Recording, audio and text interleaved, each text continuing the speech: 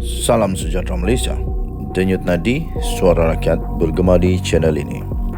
Terima kasih kerana bersama-sama dalam channel ini untuk mendapatkan berita-berita terkini yang sensasi, mantap dan terbaru.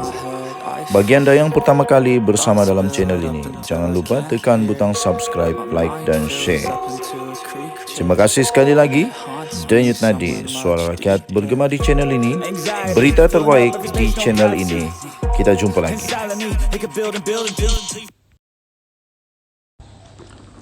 Salam sejahtera Malaysia. Denyut nadi suara rakyat bergema di channel ini.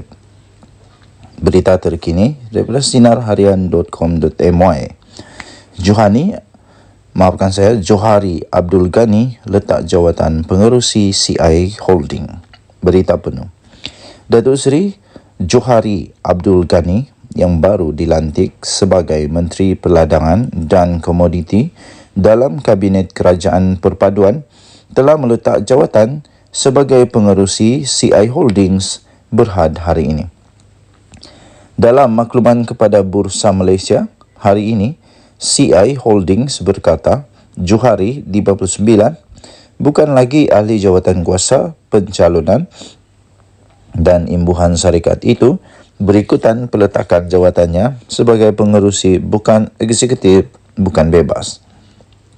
Pengarah syarikat itu, Megat Johar Megat Abdul Rahman, 60 tahun, yang mempunyai kepentingan langsung sebanyak 0.62% daripada syarikat itu, telah dilantik semula sebagai pengerusi bukan eksekutif, bukan bebas, kata CI Holdings yang terbabit dalam pembuatan dan pembungkusan minyak masak pada maklum berasingan di Bursa Malaysia.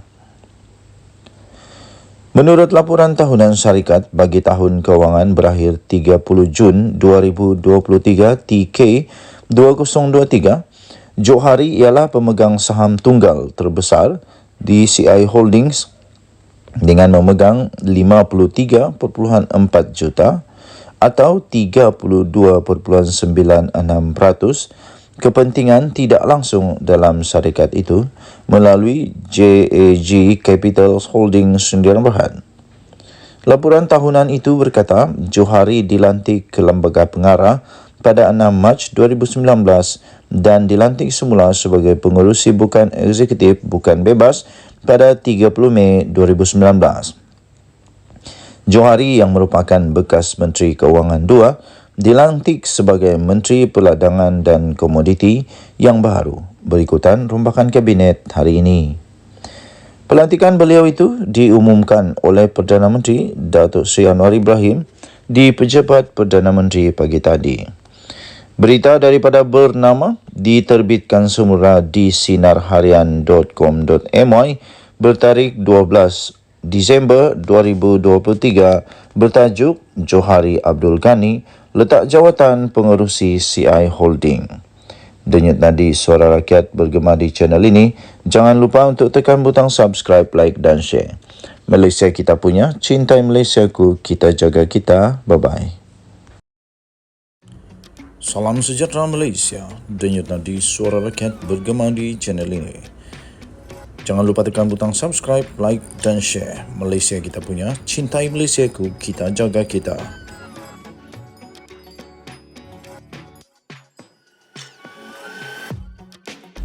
Salam sejahtera Malaysia, denyut nadi suara rakyat bergema di channel ini.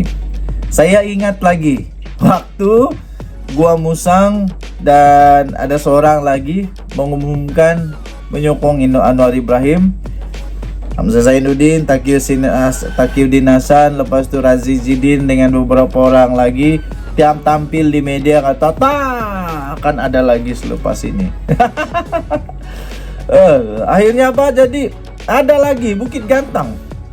Sekarang tampil lagi bersatu, kononnya yakin tiada lagi ahli parlimen akan sokong Anwar. Jangan dulu. Selepas mereka menafikan dulu, tak sampai 2 hari kalau tak silap, ada tiba-tiba buat pengakuan. Nah, kali ini bersatu yakin tiada lagi ahli parlimen akan sokong Anwar. Mari kita tunggu, mana tahu besok ada. Mana tahu besok ada 8 orang kah, 9 orang kah, 10 orang kah, 20 orang kah. Nah, sekarang ini 31 MP daripada Bersatu. Tolak 5, tinggal berapa? Tapi kalau tambah 8 ini, 8 tambah 5, katakanlah betul lah. Bukit Gantang kata 7 ke 8. Kita ambil yang 8 lah. Kalau ada 8, 8 tambah 5, 13. 13 orang. 31 tolak 13 tinggal berapa? Kalkulator saya pun lama masalah ini. Gagal matematik. Okey, kita ada. 31 tolak 13. 8 tambah 5, 13. Tinggal 18. Tinggal 18. Kesiannya, kesian. Kalaulah tiba-tiba 10. 5 tambah 10, 15. 31 tolak 15 tinggal berapa? Tinggal 16 orang. Aduh, kesiannya. Mereka akan jadi parti politik. Salam sejahtera Malaysia. Denyut nadi suara rakyat bergema di channel ini. Bersatu sebenarnya kena game dengan PAS. Itukah yang sedang berlaku sekarang? Di dalam satu laporan daripada Free Malaysia Today, ada 2 orang penganalisis politik daripada kalangan orang-orang bijaksana Malaysia. Mana tajuk dia, Hamzah tercabar, pemimpin Bersatu canang Samsuri calon PM. Itu kata penganalisis 2 Disember 2023. Tapi saya tidak bacakan semuanya. Yang saya baca di akhir 3 perenggan terakhir, di mana salah seorang daripada penganalisis politik yang amat bijak di Malaysia memberikan ulasan beliau dan analisis beliau tentang apa yang sedang berlaku di dalam Perikatan Nasional, terutama di antara PN dan PAS. Azmi Hassan daripada Akademi Nusantara berpandangan pencalonan Samsuri di PRK Kemaman bukan strategi untuk menjadikan calon Perdana Menteri. Sebaliknya, mereka bimbang gagal menang besar selepas Barisan Nasional BN meletakkan bekas Panglima Tentera Jeneral Besar Raja Muhammad Effendi Raja Muhammad Noor sebagai calon. Tapi ini yang saya terpikat dengan kata-kata ulasan daripada penganalisis politik ini. Beliau kata, tak pasti bagaimana boleh timbul Samsuri sebagai calon PM. Tetapi ada pemimpin Bersatu telah menjawab. Pening juga. Menyerah kalah kah? Ada pemimpin Bersatu telah menjawab mereka setuju. Nah, kena game. Inilah. Mungkin kena game. Ini menunjukkan, kata penganalisis ini menunjukkan mereka sebenarnya telah terperangkap dalam percaturan politik PAS. Sudah terperangkap. Macam mana mau cakap tidak? Kalau cakap tidak, masalah. Terpaksalah Bersatu menjawab mereka setuju bahwa Samsuri calon PM. Jadi selepas ini tak ada harapan lagi Bersatu mau jadi ketua kerajaan. Tak ada. Yang ada harapan mereka akan jadi timbalan ketua kerajaan. Tapi itu pun kalau ada harapan lah. Jadi yang sebenarnya terjadi menurut penganalisis politik ini, yaitu Azmi Hassan, beliau kata PAS sebenarnya ingin menggambarkan persepsi bahawa dalam Perikatan Nasional PAS lebih berkuasa. Sebenarnya PAS ingin menggambarkan satu persepsi, satu pandangan, satu pendapat dan satu cadangan tepat, yaitu PAS sebenarnya lebih berkuasa daripada Bersatu, walaupun ketua pembangkangnya dari Bersatu Hamzah Zainuddin. Itu kata penganalisis politik. Saya secara pribadi memang saya sudah agak-agak perkara-perkara begini boleh berlaku. Tapi biarlah kita tunggu pakar-pakar penganalisis yang lebih suaranya kedengaran kan. Ya.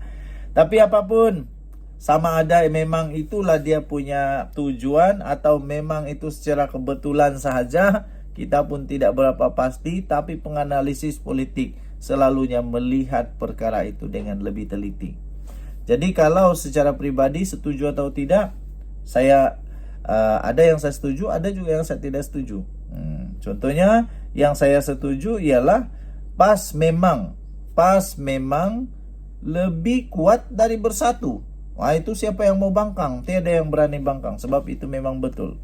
Kemudian pemimpin Bersatu memang sudah mengaku kalah, yaitu mereka bersetuju bahwa calon Perdana Menteri bukan dari Bersatu, dari PAS, tapi dari PAS. Aduh, jadi sudah akun kalah lah agaknya. Memang Bersatu sudah akun kalah, memang sudah give up, memang sudah surrender kepada PAS bahwa mereka tiada calon Perdana Menteri lah. Oke, kita jumpa lagi. Bye-bye.